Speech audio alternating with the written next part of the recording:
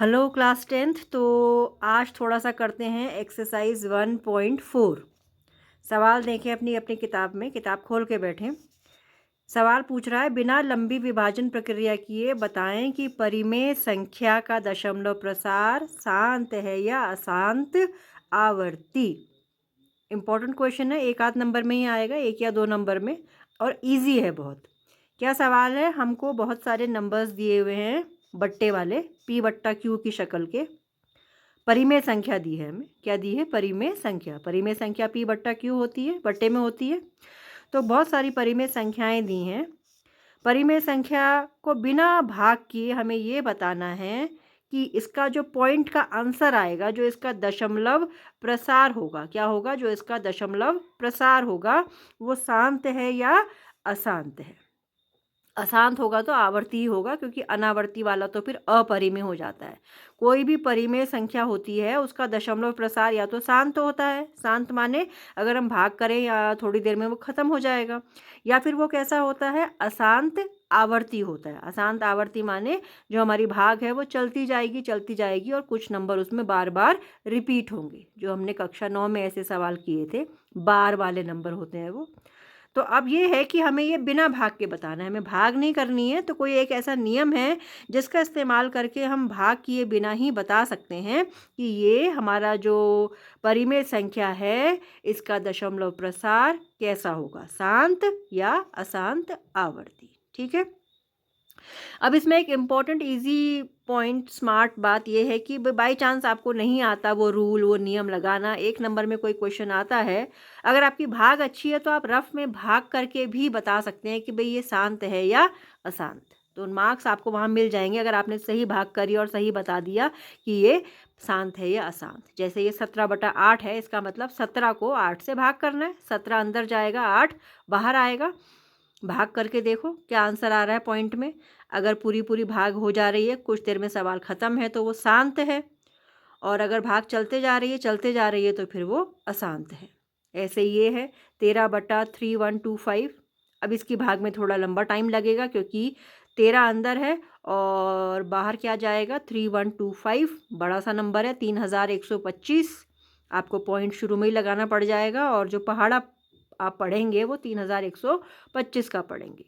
खैर, ये तो एक वैसी इमरजेंसी सिचुएशन है कि अगर आपको क्वेश्चन अटेम्प्ट करना है, आपको नियम नहीं आता, तो आप रफ में भाग करो और अपना आंसर दे दो कि ये शांत है या अशांत। अब वो नियम क्या है? वो भी बहुत इजी नियम है, आप आसानी से इसको सीख सकते हैं, कर सकते हैं। अब उसको देखते हैं। क्लियर है कि आज की क्लास में हम क्या कर रहे हैं? चलिए देखते हैं। तो ये देखिए, ये हमारी एक्सरसाइज 1.4। यहाँ पर मैंने इजी सी भाषा में, शॉर्ट शब्दों में, कम शब्दों में आपके लिए नियम लिखा है। ये एक नियम है गणित का। नियम को हम कहते हैं प्रमेय, रूल। देखें इसको, क्या है ये रूल है, p/q में यदि q के गुणनखंड 2n5m, ये डॉट लगा रखिए, डॉट माने इनटू, 2 की घात n 5 की घात m इस रूप में है। किसके गुणनखंड? q के। q माने जो नीचे लिखा गया है उसकी हम गुणनखंड करेंगे। अगर उसके गुणनखंड इस रूप में आते हैं, किस रूप में आते हैं? 2 और 5 के रूप में आते हैं। 2 की घात n और 5 की घात m। घात इसलिए कि कितने भी बार 2 आ सकता है, कितनी भी बार 5 आ सकता है। अगर वो इस रूप में आता है तो उसका दशमलव प्रसार शांत होगा, और अगर इस रूप में नहीं आता है, अन्यथा, तो फिर वो अशांत आवर्ती होता है।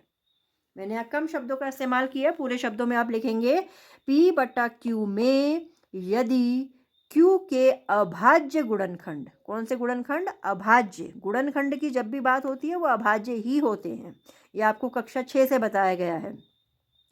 तो यदि उसके अभाज्य गुणनखंड 2 की घात n 5 की घात m के रूप में हैं तो उसका दशमलव प्रसार शांत होगा, अन्यथा अशांत आवर्ती होगा या होता है।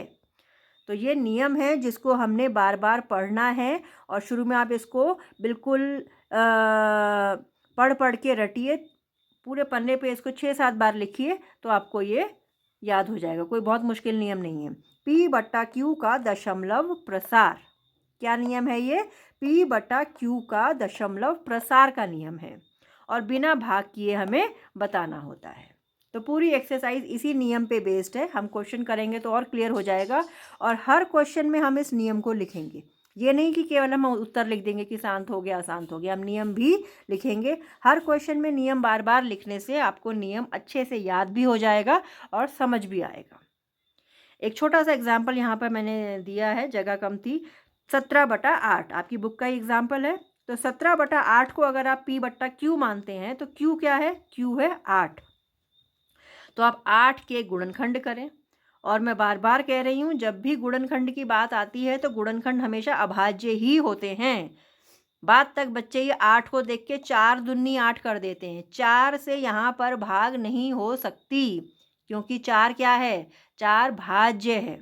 यहाँ केवल अभाज्य पहाड़े लिखे जाते हैं। 2, 3, 5, 7, 7 के बाद आपका आ गया क्या? 11, 9 भी नहीं आएगा यहाँ पर। तो गुणनखंड हमेशा अभाज्य ही होते हैं। तो शुरू की कुछ अभाज्य संख्याएं आप हमेशा याद रखें और वही पहाड़े यहाँ पर किए जाते हैं। तो जब हमने इसके गुणनखंड करे 2, 2, 2, तो केवल 2, 2, 2 आया है इसके गुणनखंड में। तो 2 की घात कितनी हो गई? 3। आप घात रूप में ना भी लिखें, आप केवल ये देखें कि गुणनखंड में कौन से अंक आए हैं। तो गुणनखंड में केवल या तो 2 आना चाहिए या फिर 5 आना चाहिए, दोनों भी आ सकते हैं। मतलब 2 और 5 के अलावा और कुछ नहीं आना चाहिए।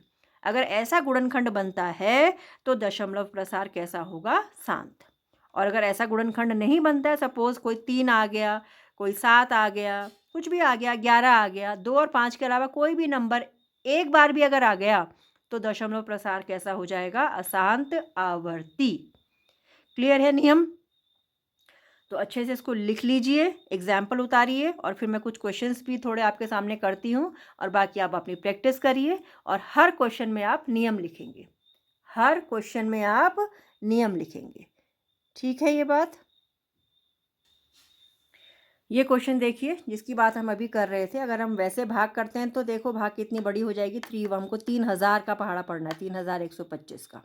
अब यहाँ पर हम बिना भाग किए बता सकते हैं कि इसका जो आंसर आएगा वो कैसा आएगा। तो हमने किसके गुणनखंड किए? क्यू के। किसके गुणनखंड किए? क्यू के, नीचे वाले नंबर के 3125। गुणनखंड देखो 5 से। इतना तो आप सबको पता ही होगा कि जिस इकाई में अगर 5 होता है या 0 होता है तो वो 5 से जाता है। तो 5 6 30, कितना बचा? 1, ये 12 हो गया। 12 का मतलब 5 दूनी 10, कितना बचा? 2, 25 हो गया। 5 पंजे 25। तो इस प्रकार से गुणनखंड 5 5 से ही आ रहा है इसका। तो इसका जो गुणनखंड का रूप आया केवल 5 ही 5 आया। और यदि केवल 5 आता है तो भी ये रूप चलेगा, क्योंकि रूप क्या चाहिए? 2n 5m। इसका मतलब गुणनखंड में 2 या 5 होना चाहिए, तीसरा कोई और नंबर नहीं होना चाहिए। तीसरा कोई भी नंबर अगर एक बार भी आ जाएगा तो फिर वो अशांत हो जाएगा। तो अब क्योंकि इसका जो गुणनखंड का रूप है वो 2n 5 रूप में है, क्या लिखा मैंने कि Q के गुणनखंड इस रूप में है, 2n 5m रूप में है, इसलिए दशमलव प्रसार कैसा होगा? शांत। हमारा आंसर क्या है? शांत। तो हम केवल आंसर शांत ना लिखकर नियम ज़रूर लिखेंगे। हम बताएंगे कि Q के गुणनखंड इस रूप में हैं तो शांत, और अगर बाई चांस इस रूप में नहीं होते तो हम कहते इस रूप में नहीं है तो इसलिए अशांत आवर्ती। क्लियर है? नेक्स्ट क्वेश्चन भी देखते हैं। ये देखिए अब थर्ड क्वेश्चन, क्या नंबर है? 64/455, 64/455, P/Q। तो Q क्या है? 455। यहाँ हमने 455 के गुणनखंड किए। पहला स्टेप तो 5 से ही हो रहा है इजीली। 5 निम्न 45, 5 एकम 5। अब 91 जो है वो किस पहाड़े में जाता है ये आपको थोड़ा सोचना पड़ेगा। तो 13 के पहाड़े से आराम से जा रहा है। 13 सत्ते 91, 7 एकम 7। तो गुणनखंड में क्या क्या नंबर आ गए हमारे पास? 5 आ गया, 13 आ गया और 7 आ गया। तो जैसे ही 2 और 5 के अलावा कोई भी और नंबर आता है, जैसे यहाँ पर 13 आ गया और 7 आ गया, तो ये उस रूप में नहीं है जो हमें चाहिए। क्या रूप चाहिए था हमें? 2n 5m। ये इस रूप में नहीं है तो इसलिए दशमलव प्रसार का आंसर क्या आएगा? अशांत आवर्ती। क्लियर है आपको? तो बहुत इजी एक्सरसाइज है, कोई ज़्यादा मुश्किल नियम नहीं है। मैंने आपको 2-3 क्वेश्चंस करके दिखा दिए हैं, बाकी भी आप करिए। बस आपको केवल गुणनखंड बनाने हैं और चेक करना है उसमें 2 और 5 ही आ रहा है या कुछ और भी आ रहा है। अगर केवल 2 और 5 आता है तो शांत है, अगर 2 और 5 के अलावा कुछ और भी आ जाता है तो अशांत है। और जब क्वेश्चन कॉपी में किया जाएगा तो साइड में गुणनखंड किए हुए दिखाने हैं। गुणनखंड में केवल अभाज्य पहाड़े होते हैं और ये नियम भी लिखना है कि इस रूप में है या इस रूप में नहीं है। तो बहुत इजी एक्सरसाइज है। हालांकि एक ही नंबर का क्वेश्चन है तो एग्ज़ाम में 1 नंबर भी बहुत इंपॉर्टेंट होता है, तो इस 1 नंबर को आप लोग पक्का कीजिए। सब लोग इसको आसानी से पा सकते हैं, सिर्फ थोड़ी सी प्रैक्टिस चाहिए। अब इतनी प्रैक्टिस तो आपको बोर्ड की तैयारी के लिए करनी ही पड़ेगी। ठीक है? ठीक, कीप प्रैक्टिसिंग, मेहनत करते रहिए, अपना साल बर्बाद मत होने दीजिएगा।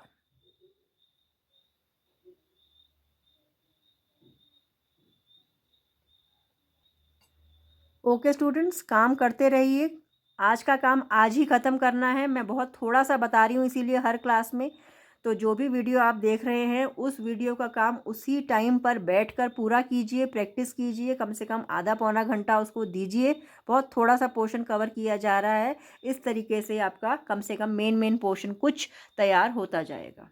प्रैक्टिस करते रहिए। अब बिल्कुल बोर्ड का टाइम है, टाइम बर्बाद बिल्कुल नहीं करना है और तैयारी में लगे रहो। तो नेक्स्ट क्लास में देखेंगे थोड़ा सा कुछ और टॉपिक। Thank you.